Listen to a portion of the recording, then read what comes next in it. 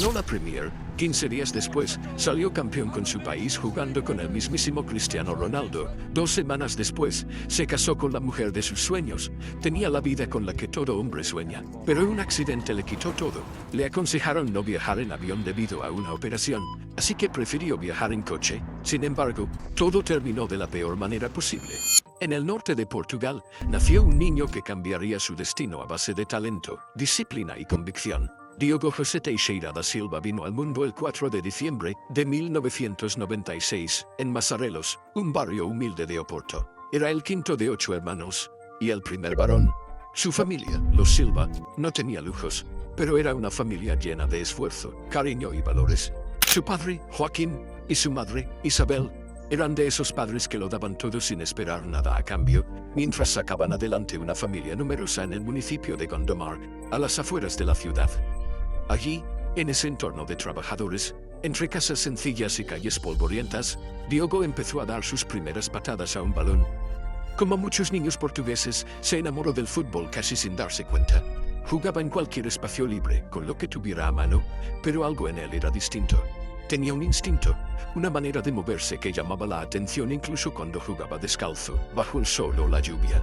Y no estaba solo. Su hermano menor, André, también soñaba con seguir ese camino, y juntos se empujaban a mejorar, uno al lado del otro. Como casi todos los hermanos del mundo competían entre ellos para demostrar quién era el mejor. No obstante, el amor y el apoyo incondicional nunca faltó entre ambos. El primer club de Diogo Jota fue el Gondomar SC, un equipo modesto de la región, pero con una escuela de formación bastante seria. Ahí, a un niño, Diogo empezó a destacar. No era el más alto, ni el más fuerte, pero tenía algo que los entrenadores no podían enseñar: inteligencia para leer el juego, movilidad constante y una capacidad goleadora que parecía innata. A los 13 años fue visto por cazatalentos del Paços de Ferreira, lo invitaron a unirse a su cantera, y sin pensarlo demasiado, Diogo y su familia apostaron por ese paso. Fue en ese club donde su evolución se aceleró. En poco tiempo, ya no era solo una promesa, sino una realidad. En 2014, con 17 años recién cumplidos, fue promovido al primer equipo, y en octubre de ese mismo año, debutó profesionalmente en un partido de Copa de Portugal. Ya su sueño se había cumplido. Meses después, el 20 de febrero de 2015, llegó su debut en la Primeira Liga, la máxima categoría del fútbol portugués. Entró en los minutos finales de un empate 2-2 ante Vitória de Guimarães, pero su verdadero momento llegó en mayo de ese año. Marcó un doblete frente a la Académica de Coimbra, y se convirtió en el goleador más joven en la historia del club en la primera división. La gente empezaba a hablar de él. Los medios portugueses lo miraban con curiosidad, pero Jota no cambiaba su manera de ser. Discreto, trabajador, enfocado. La temporada 2015-16 fue la de su consolidación en la Liga Portuguesa. Con apenas 19 años, anotó 14 goles, se convirtió en una de las revelaciones de la Primeira Liga y comenzó a atraer la atención de grandes clubes de Europa. El Atlético de Madrid fue el más rápido. En marzo de 2016 anunció su fichaje, aunque el club lo cedió al Porto para que siguiera creciendo. Allí, en el club más prestigioso de su país, Diogo Jota brilló. Marcó un hat-trick ante el Nacional y debutó en la Champions League, donde también dejó su huella con un gol al Leicester City. Estaba cumpliendo el sueño de cualquier niño. Por si fuera poco, compartía vestuario con alguien muy especial, su propio hermano, André Silva, quien también empezaba a hacerse un nombre en el fútbol. Pero Diogo no se quedó ahí. Supo abrirse camino con humildad y talento, paso a paso, sin perder nunca el norte, y de esta manera empezó la carrera de un gran jugador, que terminó de la peor manera posible. Pero no nos adelantemos. En el verano de 2017, con apenas 20 años, su destino dio un giro decisivo. Fue cedido al Wolverhampton Wanderers, un club inglés que por entonces peleaba en la Championship, segunda división inglesa. Nadie lo sabía aún, pero esa cesión marcaría el inicio de su consolidación definitiva en el fútbol de élite. Apenas unas semanas después de su llegada, el 15 de agosto, Jota dejó claro por qué estaba ahí. Marcó su primer gol en una victoria 3-2 ante el Hull City. El club quedó impresionado, y en enero de 2018 decidió ficharlo en propiedad por una suma cercana a los 14 millones de euros, efectiva a partir de julio. Su impacto fue inmediato: 17 goles en Liga, quinto en la tabla de goleadores, y una de las claves en el ascenso del Wolverhampton a la Premier League. Pero Jota no era de los que se conforman. El 11 de agosto de 2018, debutó en la liga más competitiva del mundo. El 5 de diciembre, marcó su primer tanto en Premier ante el Chelsea, y el 19 de enero de 2019, hizo historia con un hat-trick ante el Leicester City, convirtiéndose en el segundo portugués en lograrlo tras Cristiano Ronaldo. En marzo de ese año, anotó el gol que eliminó al Manchester United y metió a los Wolves en semifinales de la FA Cup, algo que el club no conseguía desde 1998. Por entonces, ya era imposible ignorarlo. Diogo Jota fue convocado para la Nations League que Portugal ganó en 2019. Sin embargo, este chico no jugó la final.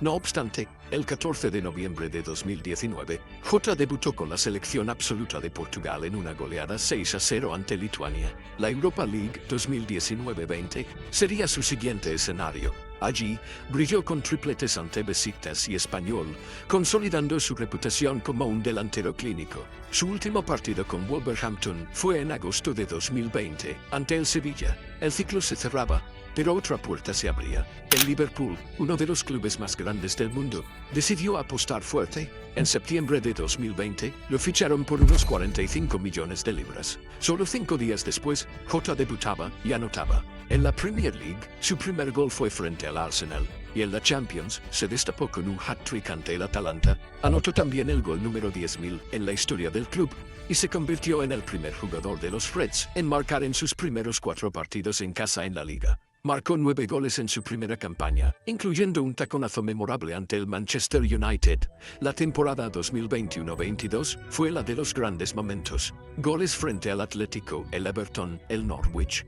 Un doblete en semifinales de la Carabao Cup ante el Arsenal y una participación clave en la conquista de la FA Cup y la Carabao Cup, ambas resueltas por penales. Su equipo lo estaba haciendo genial, pero eso no fue todo. Al Liverpool le tocaba enfrentarse a un Real Madrid que venía de remontar un par de encuentros. Diogo estaba decidido a ganar esa final de Champions. Sin embargo, Jota fue suplente esa mágica noche. Pudo disputar un par de minutos, pero no fue capaz de hacer un gol que le diera el empate a su equipo. El título se escapó, pero la influencia del portugués era incuestionable. La campaña 2022-23 empezó con otra lesión, hecho que sería un gran golpe para él, ya que eso ocasionó que se perdiera el Mundial de Qatar. Volvió a las canchas en febrero de 2023 y el 17 de abril marcó un doblete al Leeds. El 30 de abril, en el último suspiro del partido, anotó el gol del triunfo ante el Tottenham, una jugada que le valió la nominación a Jugador del Mes. Pese a sus esfuerzos, el equipo ese año no logró clasificarse a Champions. En la 2023-24, arrancó fuerte, marcando desde el debut. En enero, con Salah ausente, asumió la responsabilidad ofensiva. 5 goles y 2 asistencias en un mes. Fue elegido Jugador del Mes en la Premier. En este tiempo, Diogo demostró nuevamente ser una gran persona al dedicarle un gol a su compañero de equipo, Luis Díaz, quien estaba en una penosa situación, ya que le habían secuestrado a su padre. El portugués estaba viviendo un gran momento individual, pero otra lesión de rodilla lo dejó fuera por 2 meses. Volvió en abril, aunque no pudo mantenerse hasta el final. Ya en 2024-25, comenzó escribiendo su nombre en la historia una vez más. Anotó el primer gol oficial del Liverpool bajo el mando de Arne Slot, en la victoria ante Ipswich Town. Hasta ahora, Diogo lo había hecho bastante bien, pero lo que conseguiría en 2025 está simplemente fuera de este mundo. Y no hablo solo en las canchas, sino también en su vida privada. El 25 de mayo fue la primera gran explosión de alegría. Liverpool se consagraba campeón de la Premier League. Diogo fue una pieza clave en la conquista. Lo celebró con una sonrisa amplia, esa que solía contagiar, rodeado de sus compañeros, de su gente, de los que sabían todo lo que le había costado llegar hasta ahí. Pero lo mejor aún estaba por venir. Apenas 2 semanas después, el 8 de junio, se vestía con la camiseta de su país. De manera increíble, Portugal se coronaba campeón de la Nations League, y Diogo estaba ahí, entre abrazos con Cristiano Ronaldo y sus otros compañeros. Y como si todo eso no fuera suficiente, el 22 de junio llegó el momento más íntimo, el más familiar. Se casó con Ruth Cardoso, el amor de su vida y madre de sus 3 hijos. Rodeado de amigos, familiares y compañeros de profesión, Jota selló su historia de amor en una ceremonia sencilla pero emotiva. Sonreía como un chico. Parecía que no podía pedirle más a la vida. Ruth, que compartió la vida con él desde la adolescencia, escribió: Mi sueño se hizo realidad. Refiriéndose a su boda, Diogo respondió como todo un caballero. Pero yo soy el afortunado. 2025 era para él el año perfecto, y nadie lo podía discutir. Sin embargo, aquí todo comienza a ir en picada. Tienes que saber que, días después de levantar el trofeo de la Nations League, Diogo se sometió a una operación menor en el pulmón. Todo salió bien, pero los médicos le aconsejaron evitar los aviones durante un tiempo. La presión en la cabina podía ser riesgosa, pero Diogo necesitaba volver a Inglaterra, así que en vez de volar, eligió una alternativa más larga, pero segura: cruzar la península en coche junto a su hermano André hasta Santander, y desde allí tomar un ferry rumbo a Portsmouth. Un viaje de 2 noches, 31 horas en total. Era lento pero tranquilo. Supuestamente, el martes 2 de julio, había sido un día especial. Diogo almorzó con Ruth, su esposa, y sus 3 hijos. Había pasado el fin de semana anterior en la boda de su amigo Josesa. La vida estaba en calma. Habían sido semanas hermosas. Su boda, los días de descanso con la familia, y la sensación de estar haciendo las cosas bien. Tenía 28 años y todo por delante. La madrugada del 3 de julio comenzó sin ruido. La A52, en la provincia de Zamora, estaba como cualquier carretera en verano, silenciosa y oscura. A las 0:40, todo cambió. Diogo y André viajaban a bordo de un Lamborghini. Habían hecho buena parte del camino desde Oporto, rumbo al norte, a la altura del kilómetro 65, en el término municipal de Fernadilla. Algo falló. Las primeras hipótesis hablaron de un reventón de neumático, de un adelantamiento, de una pérdida de control. Lo cierto es que el vehículo se salió de la vía y se estrelló. Tras el impacto, comenzó a arder en llamas. El fuego fue voraz. Consumió todo en cuestión de minutos. Cuando llegaron los servicios de emergencia del 112 de Castilla y León, junto con la Guardia Civil, los bomberos de Río Negro del Puente y el personal sanitario, ya no había nada que hacer. Diogo y André, que jugaba en el Fútbol Club Penafiel de la Liga Portugal 2, murieron en el acto. La noticia comenzó a circular en la madrugada, primero en los canales locales, luego en los portales deportivos portugueses y españoles. La confirmación llegó poco después. Sí, era Diogo Jota. Sí, también André. El fútbol no tardó en reaccionar. El Liverpool FC fue de los primeros en pronunciarse, seguido por la Federación Portuguesa de Fútbol y clubes de todas partes de Europa. La Premier League colgó un mensaje sobrio, sentido. Las redes sociales se llenaron de homenajes. Muchos jugadores, incluidos Cristiano, Messi y Neymar, también compartieron sus condolencias. En Zamora, las autoridades activaron protocolos de emergencia. Los cuerpos fueron trasladados primero al Instituto de Medicina Legal y más tarde a la localidad de Puebla de Sanabria. Las familias de ambos hermanos viajaron desde Portugal. Recibieron asistencia psicológica en el lugar. Para muchos, sobre todo para los jóvenes amantes del fútbol, la noticia no fue creíble al principio. ¿Cómo podía ser? ¿Cómo alguien tan vivo, tan presente, tan joven, podía desaparecer de golpe? Las imágenes del coche calcinado se viralizaron rápidamente, sumando una crudeza brutal al dolor. Las palabras de su esposa Ruth, las fotos de la boda publicadas días antes, el video del casamiento donde ambos sonreían con naturalidad. Todo adquirió un nuevo peso, una tristeza insoportable. El impacto de la tragedia se sintió más allá del fútbol. Era un golpe a la fragilidad de la vida. La imagen de Diogo Jota no era solo la de un goleador, era la de alguien que había construido su carrera paso a paso, desde su infancia en Masarelos hasta la gloria en Anfield, sin saltarse ninguna etapa, sin arrogancia, siempre con los pies en la tierra. La carretera que lo vio morir será, para siempre, un lugar de memoria amarga.